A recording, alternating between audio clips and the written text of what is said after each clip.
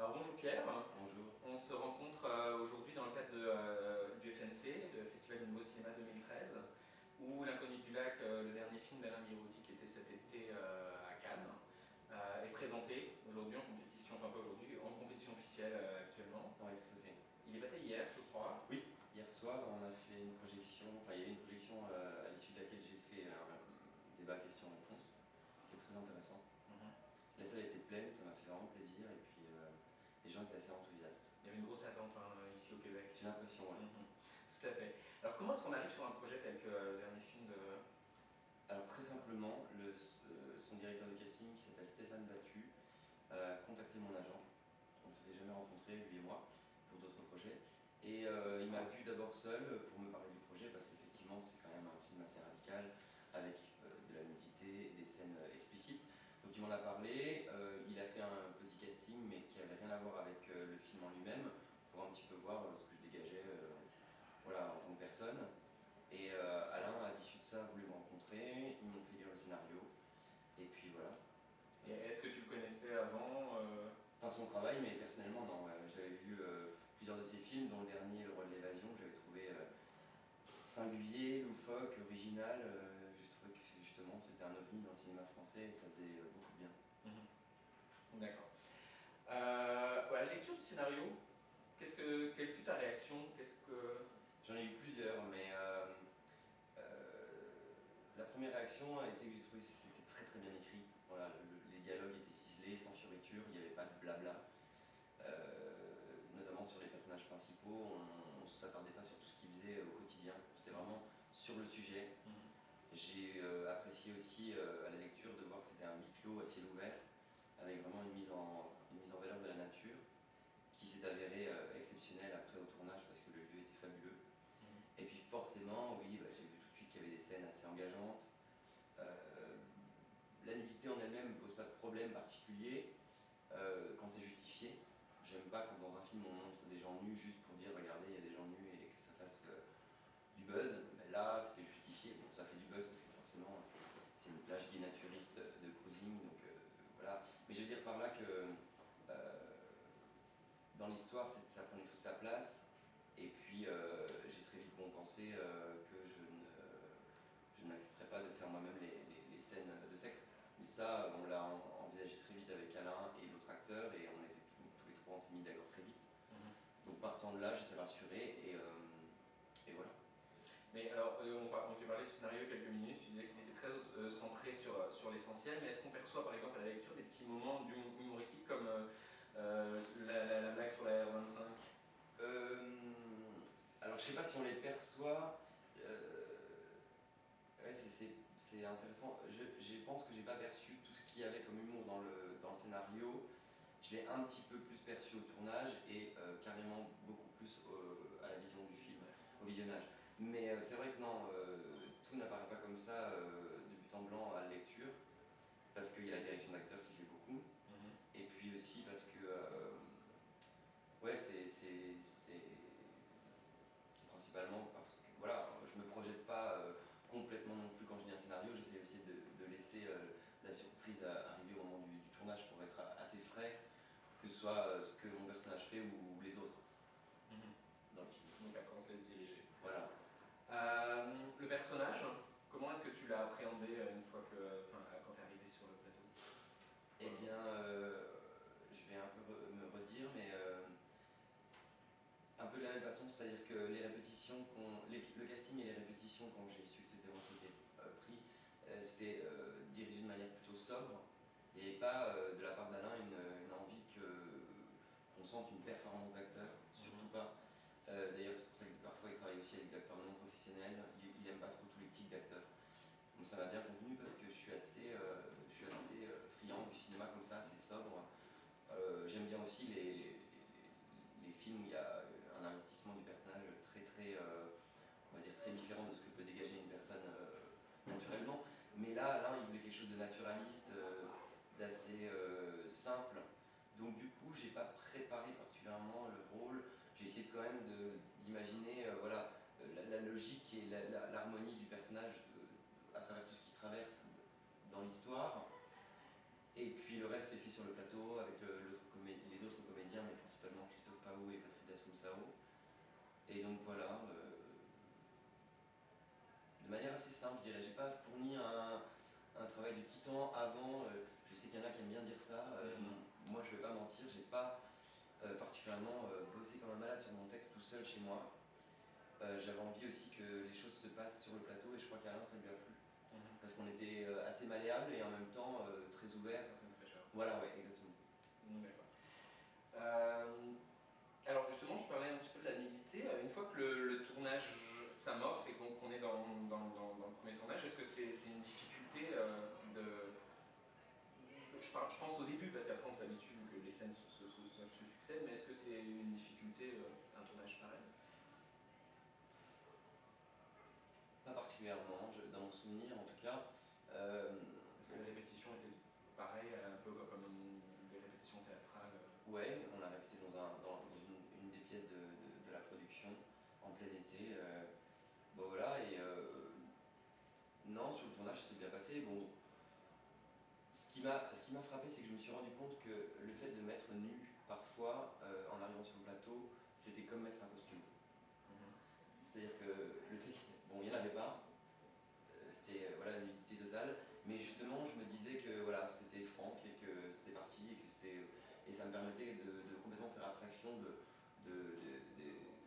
fait voilà, d'avoir peur de regarder des autres. Mais comme j'ai pas particulièrement de problème avec la nudité, que ce soit la mienne ou celle des autres, voilà, bah Tu l'avais comme une plage naturiste, comme au final ça le devient. Enfin, moi, c'est la vision du film, c'est que ça s'intègre clairement dans un décor. Ouais, voilà. Puis la nature était d'une telle beauté et tellement imposante qu'on se sentait vraiment en harmonie avec tout ce qu'il y avait autour de nous, cette eau magnifique, les arbres, la plage de galets, tout ça. Et du coup, il y avait un aspect naturel à faire tout ça. Et puis, ce que j'aime bien rappeler un truc qui m'a vraiment agréablement surpris, c'est qu'Alain Guiraudy, sans nous le dire, avait prévu de s'octroyer un petit rôle dans son propre film. Il s'est fait un petit caméo. Et c'est le premier personnage que je rencontre quand j'arrive sur la plage tout au début du film, pour les gens qui ne connaissent pas Alain. Et le voir se mettre nu lui aussi dès le début du tournage comme ça, on a trouvé ça à la fois très rock'n'roll et très rassurant pour tout le monde. Ça enlevait toute l'idée du côté voyeur déjà, même si j'avais jamais pensé ça de sa part. Et ça a détendu l'atmosphère, il a insufflé une atmosphère vraiment bienveillante tout au long du tournage. On était très peu, 15-20 personnes maximum, avec toute l'équipe comprise, artistique, technique. Il n'y avait pas de maquilleur, pas de coiffeur, pas d'assistant en tout genre, donc c'était vraiment très artisanal. Et tout ça a participé à ce que tout le monde se sente vraiment bien. D'ailleurs, j'ai une certaine nostalgie de ce tournage parce que c'était vraiment génial, quoi. Tout le monde s'est bien entendu, on était tous ensemble en dehors des moments de tournage et c'est un vrai bon souvenir. Alors justement, est-ce que tu vois le film avant qu'il soit sélectionné pour Cannes ou est-ce que tu le vois à ce moment-là, la première fois? Alors, je l'ai vu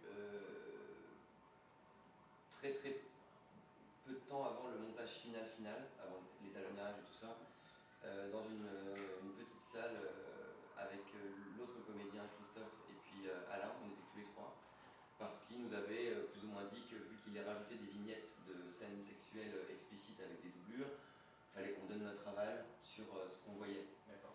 Et donc c'était un petit peu contractuel, mais on l'a pas appréhendé comme ça. Il nous a juste dit bon là je vais vous montrer ce que j'ai fait. Et je dois avouer, pour être très franc, que j'ai été quand même assez sonné à la première vision, au premier visionnage. Parce que voilà, déjà se voir en tant qu'acteur c'est pas facile, se voir nu c'était encore plus difficile, se voir voilà, en plein milieu de débats sexuels avec un autre homme, voilà, ça a rajouté, tout s'est rajouté un petit peu. Et puis surtout, j'avais aucune capacité à savoir si ce que j'avais fait était à la hauteur des attentes d'Alain, bien que lui soit content. En tout cas, moi j'avais beaucoup de mal à prendre le recul pour voir, pour essayer d'avoir une idée de ce que j'avais fait, quoi. C'est très subjectif tout ça, mais bon. Et j'étais plutôt très négatif, donc ça m'a bien sonné. Et puis très vite, un mois après, je crois, Alain a refait une petite projection avec plus de personnes, dont mon agent, qui elle a été emballée et qui a trouvé ça vraiment bien. Et donc je dois avouer que ça m'a rassuré. Alors, on passe par des sentiments bizarres, enfin j'imagine, parce que justement il y a ça, ce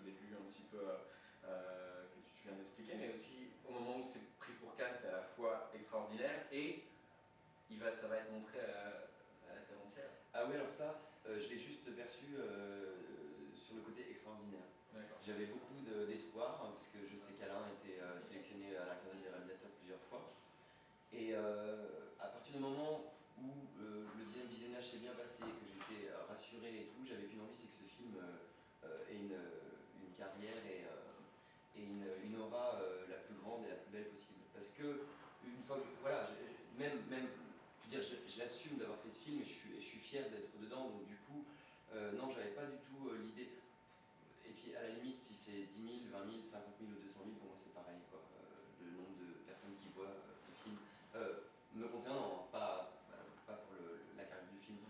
Donc, puis après, voilà, c'est un personnage, c'est une œuvre, je fais partie intégrante d'une très belle fiction qui a beaucoup plu et j'en étais au contraire vraiment fier.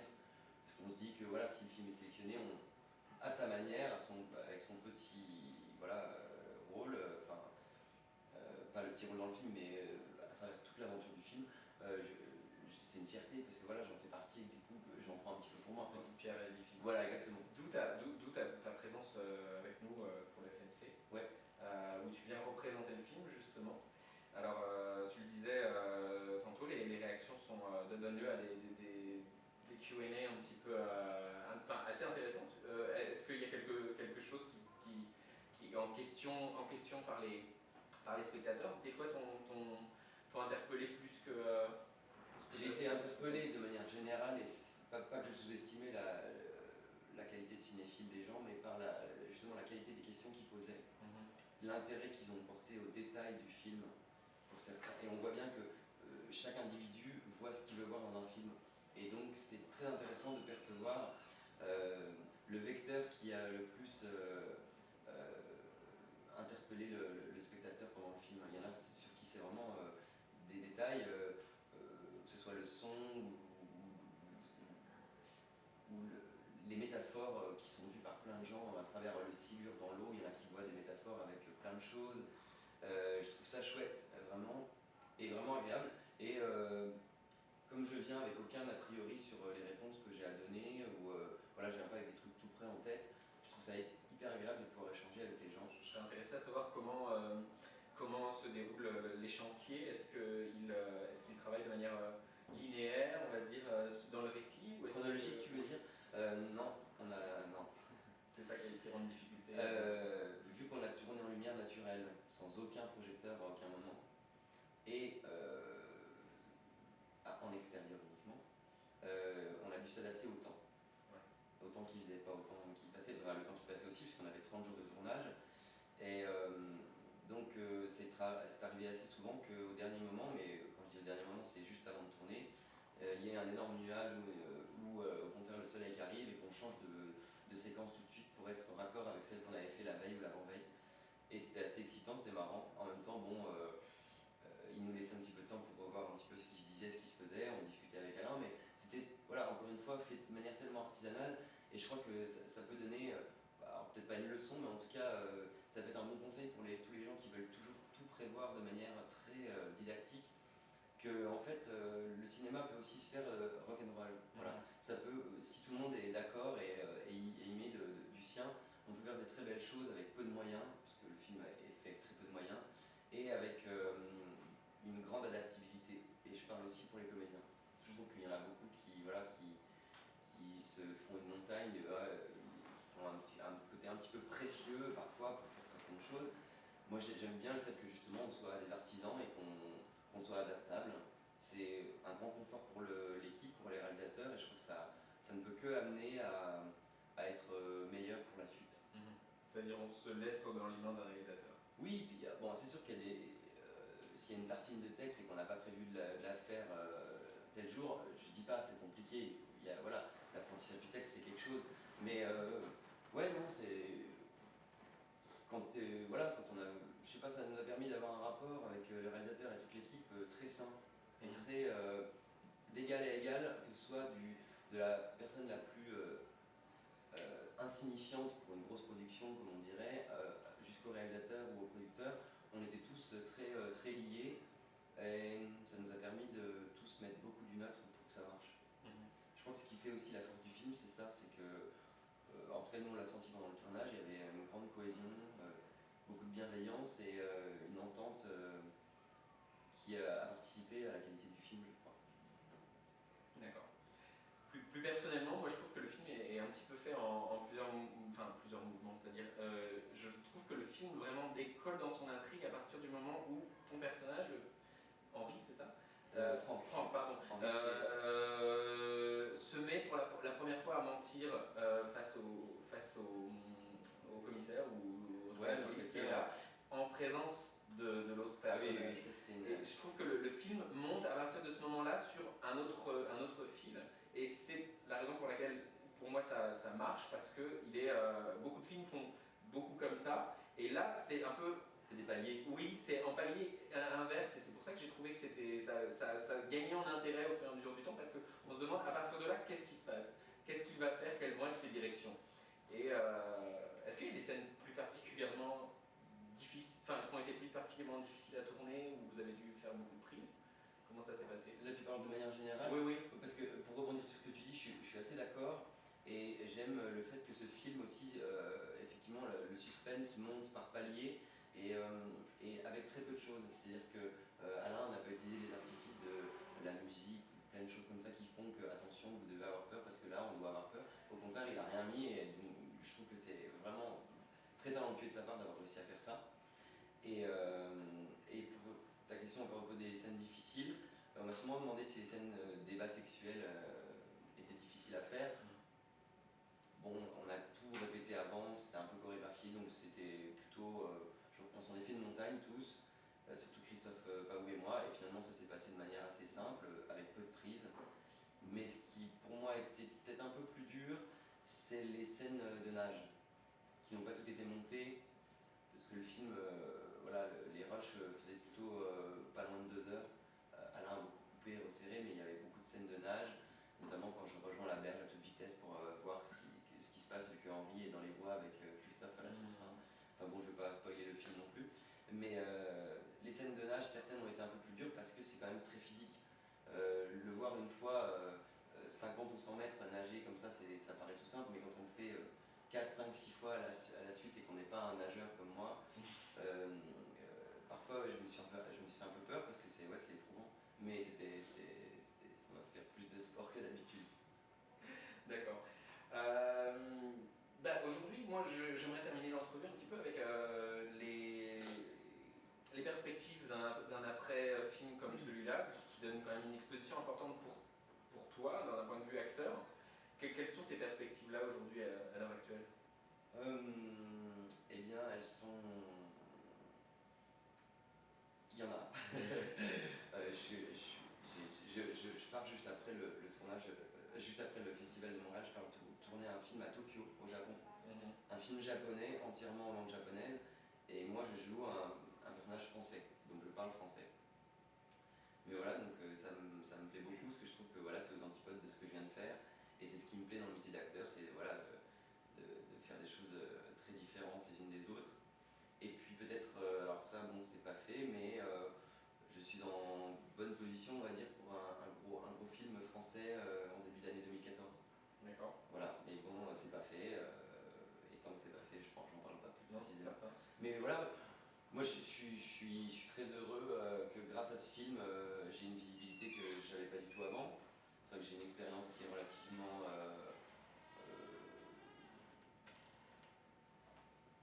pas maigre, mais en tout cas au niveau du cinéma, j'ai pas fait beaucoup de rôles. C'est mon premier rôle au cinéma. J'ai fait un petit peu de télé en France avant. Mais c'est vrai que là, ça me permet de rencontrer des gens et puis que eux me voient voilà, avec un rôle assez important. Et puis qui plus est dans un beau film dont je suis fier. Donc voilà, vraiment, je suis heureux qu'on puisse voir mon travail à travers ce film et que du coup ça puisse éventuellement déboucher sur d'autres projets par la suite. C'est tout ce que je peux me souhaiter forcément. Bien sûr. En tout cas, on va te le souhaiter également. Merci. Merci beaucoup de ces quelques minutes que tu nous as accordées. Et puis j'espère que la deuxième projection se passera bien et que tu auras de nouveau plein de questions très intéressantes. C'est demain, donc j'espère aussi. Merci à toi. Merci. That I can hardly speak, and I seem to find the happiness I see when we're out together, dance cheek to cheek.